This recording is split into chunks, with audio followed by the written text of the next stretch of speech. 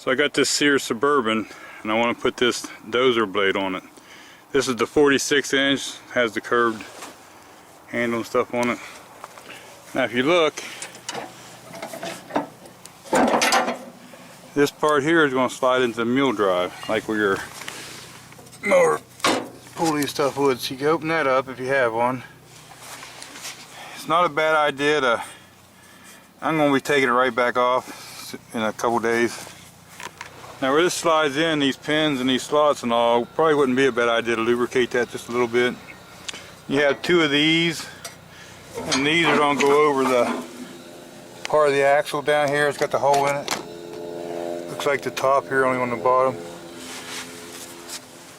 And you got this here. It's going to attach to the top of the axle over here. So we'll see all that here. It's really pretty easy. The hardest part is keeping these up if you're pushing the blade back. Okay, we'll start from there. Roll this thing back. You want to make sure these stay behind it.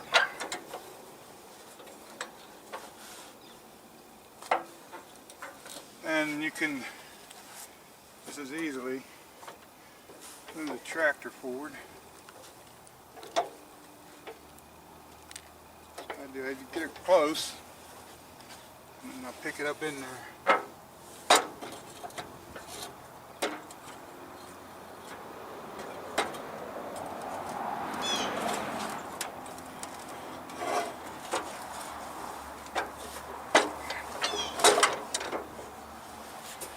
See the bottom ones, they like to dig into the ground. Let me show you here. You can see that bolt there in the middle, it's on the mule drive part.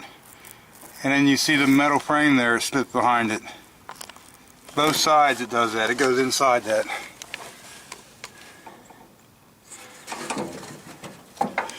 See how these like to dig in.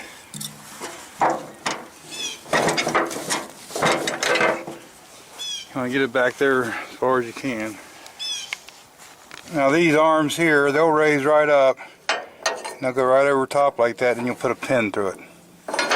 You can use a bolt. What I did, I took a bolt, this is a 5/8 bolt, I think that's 1.5 inches long, and drilled a hole in it, made my own pin. Makes it a lot easier. I don't know if I can get this or not with.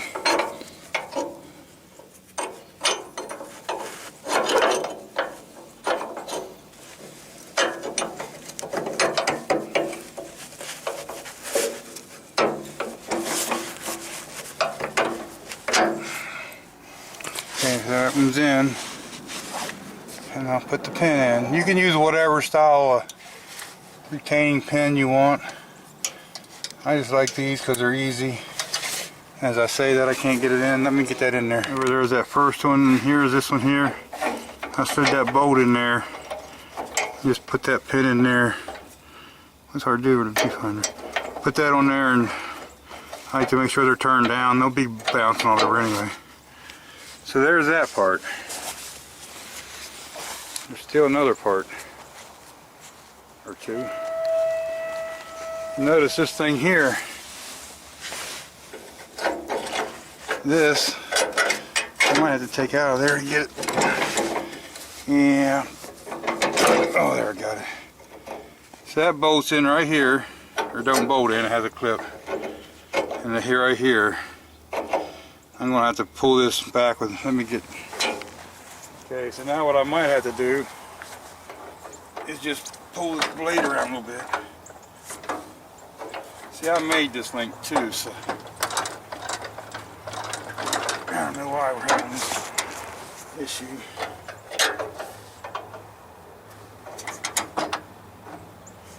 Looks like that bigger, there it goes. Usually it ain't that hard to put in there, I don't know. Maybe because I just made them new bolts and they take up a little more space in the holes. Put this clip in. And then there's that. See, it's loose in there now.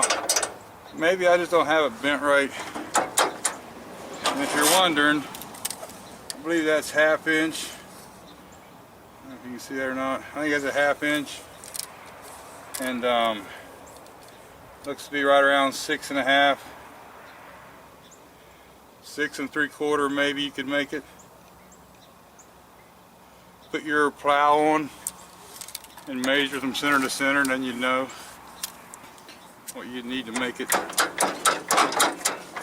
Okay, the lever here on the side, this is what you push. See that pin?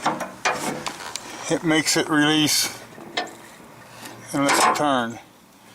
So that's where one of our rods are going to go, and that's this one here.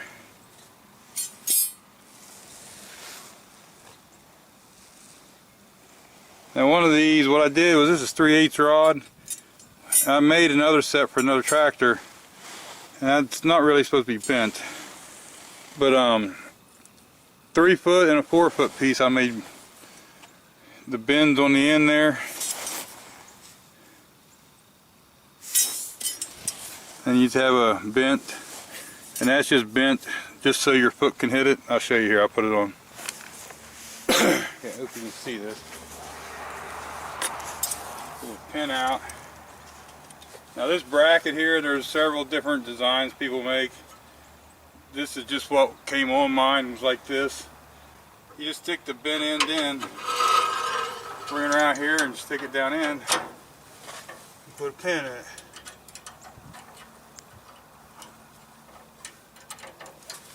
Okay, and then when you push your foot on this, it makes it so you can turn the blade. Alright, now this one, it just has a 90-degree bend on it.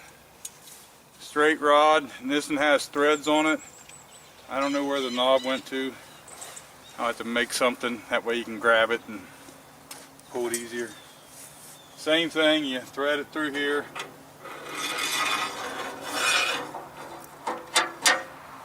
Normally it would go through this hole. I added this because of my snow cab.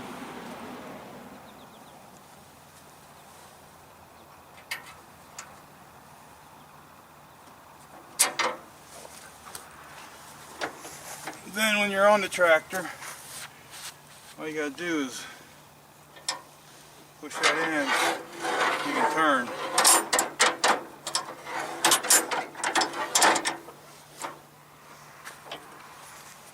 Okay, so I knew why I put that. I put that on there because of the snow cab that goes on here. And if it's out here in this hole, it interferes with the cab more, it's harder to use. So if you're not wanting to put a snow blade in a snow cab environment, you don't need this part. You just need this bed angle. And 2 holes. This one here, I don't know if you'll be able to see it slotted this way on the bracket, and the bottom is. They had that so that when you loosen these, you could put the bottom in, slide it, over the bolt, and then just push this up, and then tighten the bolts down. You have to take the bolts all the way out that way. You want a measurement on that too? I don't know if that'll be close enough. Somewhere around 4 inches is the first hole, and somewhere around 9 inches is the top hole here. Somewhere around 8 inches there is where I put it. So that's about 9.5 inches or so long that way.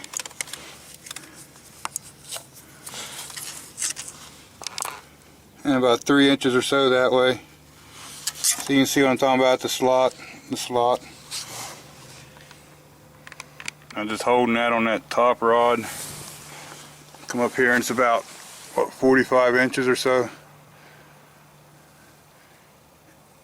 So you can make that out of a 48-inch piece. By the time you get the little bend on there, it takes a little bit out of it. This bottom one, well, see, we're starting there on one. When you come up here, it's about 29 where the bend is, 28.5 maybe is where I started, where they started, and then 30.5.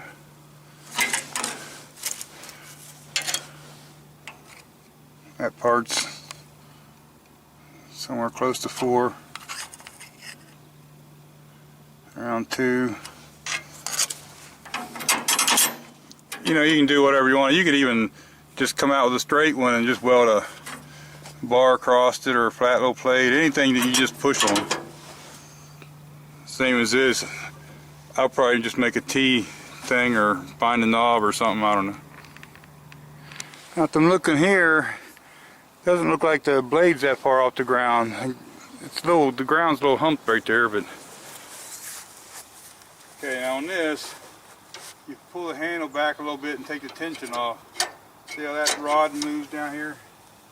I added this little guide right here because it helps the rod from bending up and down because stuff's kind of wore out. You do that and then it just goes down. See, here's what I added. I just added a little horseshoe looking tab just to help guide that. If I couldn't already use it, it would just rock all over the place. And it's probably not the correct way to fix it, but it works. Now see the notch here, when you bring it up, this pin slides down in it and catches in the knot. See how you got a bunch of smoothness here with nothing? Let me put this up.